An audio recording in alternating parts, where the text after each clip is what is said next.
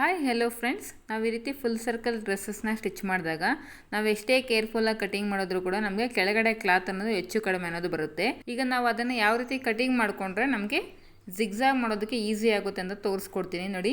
ಈ ರೀತಿ ಒಂದು ವಾಲ್ಗೆ ಡ್ರೆಸ್ಸನ್ನು ಹ್ಯಾಂಗ್ ಮಾಡಿಕೊಂಡು ಒಂದು ಸ್ಕೇಲ್ ತೊಗೊಂಡು ಈ ರೀತಿ ಸ್ಟ್ರೈಟಾಗಿ ಮೇಲೆಗಡೆಯಿಂದ ಯಾವುದೇ ರೀತಿ ಕ್ಲಾತು ನೋಡಿ ಈ ರೀತಿ ಸರಿಪಡಿಸ್ಕೊಳ್ತಾ ಈ ಥರ ಸ್ಕೇಲಿಂದ ಪ್ರೆಸ್ ಮಾಡ್ಕೊಳ್ತಾ ಬರಬೇಕು. ನೋಡಿ ಯಾವ ರೀತಿ ಕ್ಲಾತ್ ಅನ್ನೋದು ಹೆಚ್ಚು ಕಡಿಮೆ ಇದೆ ಅಂತ. ಈಗ ಆ ಸ್ಕೇಲ್ ನಾವೇನು ಪ್ರೆಸ್ ಮಾಡಿ ಇಟ್ಕೊಂಡಿದ್ದೀವೋ ಆ ಸ್ಕೇಲ್ ಕೆಳಗಡೆ ನಾವು ಈ ರೀತಿ ಸ್ಟ್ರೈಟಾಗಿ ಕಟ್ ಮಾಡ್ಕೋಬೇಕು. ಇನ್ನೂ ಒಂದು ಮೆಥಡಲ್ಲಿ ಕೂಡ ನಾವು ಇದನ್ನು ಈ ರೀತಿ ಕಟ್ ಮಾಡ್ಕೋಬೋದು. ಅದನ್ನು ನೆಕ್ಸ್ಟ್ ವೀಡಿಯೋಸಲ್ಲಿ ನಾನು ತೋರಿಸ್ಕೊಡ್ತೀನಿ ಯಾವ ರೀತಿ ಅಂತ. ನೋಡಿ ಇಷ್ಟು ಹೆಚ್ಚು ಕಡಿಮೆ ಇದ್ದಾಗ ನಾವು ಜಿಗ್ಜಾಗ್ ಅನ್ನೋದು ಮಾಡಿದ್ರೆ ನಮಗೆ ಡ್ರೆಸ್ ಲುಕ್ ಅನ್ನೋದು ಅಷ್ಟು ಚೆನ್ನಾಗಿ ಕಾಣಿಸೋದಿಲ್ಲ. ನೋಡಿ ಈಗ ಎಷ್ಟು ಚೆನ್ನಾಗಿ ಕಾಣಿಸ್ತಿದೆ ಅಂತ. ಈಗ ನಾವು ಜಿಗ್ಜಾಗ್ ಮಾಡಿದ್ರು ಅಥವಾ ಫೋಲ್ಡ್ ಮಾಡಿ ಸ್ಟಿಚ್ ಮಾಡಿದ್ರು ಕೂಡ ನಮಗೆ ಫಿನಿಶಿಂಗ್ ಅನ್ನೋದು ನೀಟಾಗಿ ಬರುತ್ತೆ. ಕೆಲವರಿಗೆ ಡೌಟ್ ಬರ್ಬೋದು, ಈ ರೀತಿ ನಾವು ಕ್ಲಾತನ್ನು ಕಟ್ ಮಾಡಿದಾಗ ನಮಗೆ ಡ್ರೆಸ್ ಲೆಂತ್ ಅನ್ನೋದು ಕಡಿಮೆ ಬರುತ್ತಲ್ವಾ ಅಂತ. ಹಾಗೇನೂ ಬರೋದಿಲ್ಲ.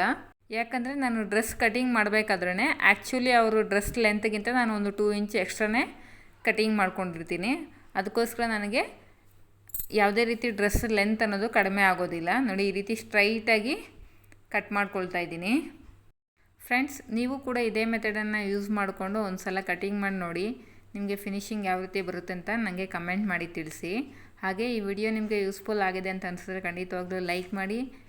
ಈ ಥರ ಸಿಂಪಲ್ ಸ್ಟಿಚಿಂಗ್ ಟಿಪ್ಸ್ಗೋಸ್ಕರ ನನ್ನ ಚಾನಲನ್ನು ಸಬ್ಸ್ಕ್ರೈಬ್ ಮಾಡ್ಕೊಳ್ಳಿ ಫ್ರೆಂಡ್ಸ್. ಈ ಡ್ರೆಸ್ ಕಟಿಂಗ್ ಆ್ಯಂಡ್ ಸ್ಟಿಚಿಂಗ್ ವಿಡಿಯೋಗಳು ನಾನು ಆದಷ್ಟು ಬೇಗ ನನ್ನ ಚಾನಲಲ್ಲಿ ಅಪ್ಲೋಡ್ ಮಾಡ್ತೀನಿ. ನಾನು ಈ ಥರ ಬಟರ್ಫ್ಲೈ ಸ್ಲೀವ್ಸ್ನ ಫಸ್ಟ್ ಟೈಮ್ ಸ್ಟಿಚ್ ಮಾಡಿದ್ದೀನಿ. ನಾನು ಸ್ಟಿಚ್ ಮಾಡಬೇಕಾದ್ರೆ ಏನೇನು ಮಿಸ್ಟೇಕ್ಸ್ ಮಾಡಿದ್ದೀನಿ, ಹಾಗೆ ನಾನು ಮಾಡಿರೋ ಮಿಸ್ಟೇಕ್ಸ್ನ ಯಾವ ರೀತಿ ಸರಿಪಡಿಸ್ಕೊಂಡೆ ಅಂತ ಕೂಡ ಹೇಳ್ತೀನಿ.